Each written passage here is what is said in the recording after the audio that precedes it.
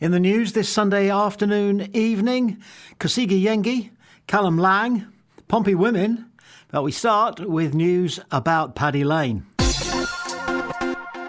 Pompey Sound Update. The latest from Fratton Park. On the hour, every hour. Fuelled by Piglet's Pantry. Why not treat your mum this Mother's Day with a fabulous afternoon tea delivered straight to her door? Click pigletspantry.co.uk to order. And use the code Pompey Sound when you order, and you'll get a 15% discount. John Messina reports that Paddy Lane is on his way back. He says this: Paddy is absolutely fine, he's on track with everything in terms of his rehab and should make the start of pre-season. He was one of the players adjusting to the levels and needed a bit of time to do that. He was getting there, we were playing him in a slightly different position and were gutted when we lost him at Blackburn. We're looking forward to next year now, and Paddy's just got to come back as fit as he possibly can and try to affect the first team like he was doing when he first came out of it. He scored against Swansea after a difficult start to the season and found himself as a frequent starter. He's got to try to do the same thing when he's back. There have been some positive performances. We've definitely missed him. Paddy was one of our best players last season. He scored 12 goals and contributed quite a few assists. He has that constant energy and good running power. We were looking forward to seeing a full season of him this year, and unfortunately we haven't seen it. Yeah, do you agree with us that a side with Paddy Lane and with Terry Devlin in it really is the beginnings of a Pompey side that could possibly do quite well in the Premier League?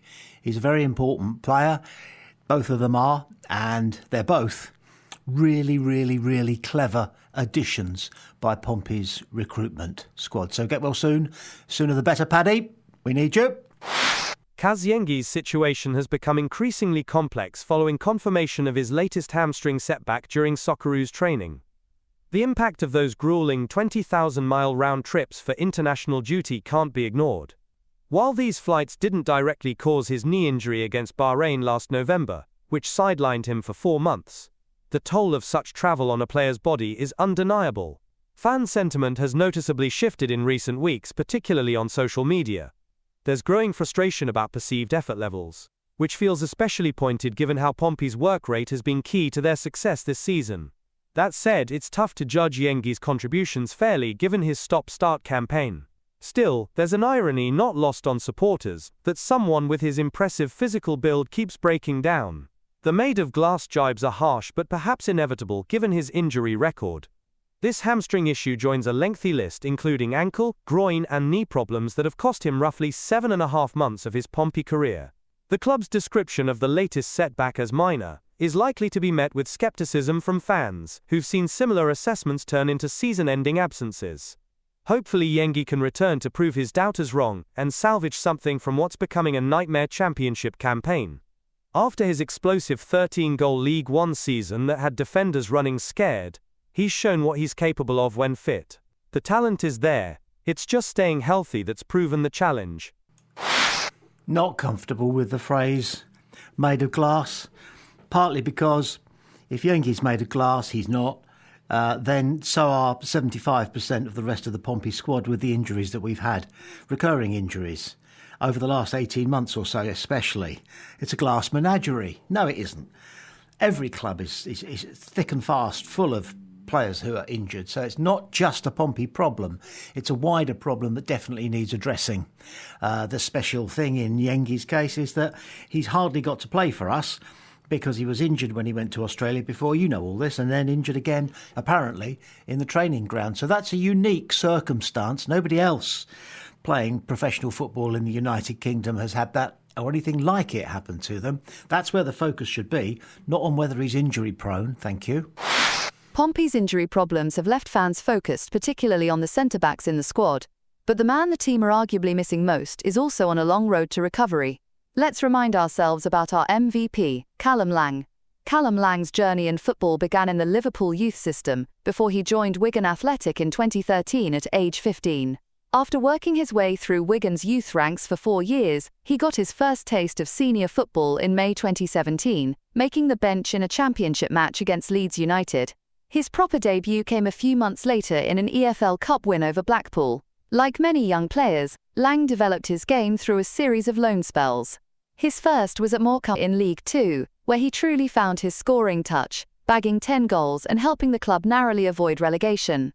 A successful stint at Oldham Athletic followed, where he netted 16 times, including a memorable FA Cup winner against Premier League side Fulham. After brief spells with Shrewsbury Town and Scottish side Motherwell, Lang finally established himself in Wigan's first team in 2021. He played a crucial role in keeping the club in League One, scoring 9 goals in 23 games after being recalled from Motherwell. His performances earned him a long-term contract until 2025. In January 2024, Lang made the move to Portsmouth, immediately making an impact by scoring on his debut against Oxford. He then had a day to remember in December, smashing 4 goals past Coventry City in a 4-1 win, including his first hat-trick for the club. Throughout his career, Lang has proven himself a reliable goalscorer across multiple levels of English football, with 79 goals in 301 appearances across all competitions. Yeah, and here we are talking injuries again. And this time to our MVP, most valuable player. Surely he was, until he got himself crocked. Don't we need Callum Lang back now? In a local derby clash, Jay Sadler made just one tweak to the Pompey lineup that had beaten Sunderland last weekend at Fratton Park, with Emma Jones stepping in for Emma Thompson up top. Jones nearly made an immediate impact, latching on to Ava Rowbotham's perfectly weighted pass, only to be denied by Stenson from close range. The game swung back and forth, with Annie Rolfe making a crucial tackle to stop Molly Pike in the box, before Meg Hornby came within whiskers of connecting with Jones's dangerous cross. 20 minutes in, captain Sophie Barker had a decent chance after some good work from Sophie Quirk, but her shot drifted wide. Southampton's Georgia Mullett responded with a near miss of her own, keeping the tension high. Pompey finished the first half strongly. Hornby tried her luck from distance, while Reva Castley rose highest from Barker's corner but couldn't keep her header down. After the break, Pompey kept pushing. When Hornby's corner was only partially cleared by Stenson, Rolfe couldn't quite find the target.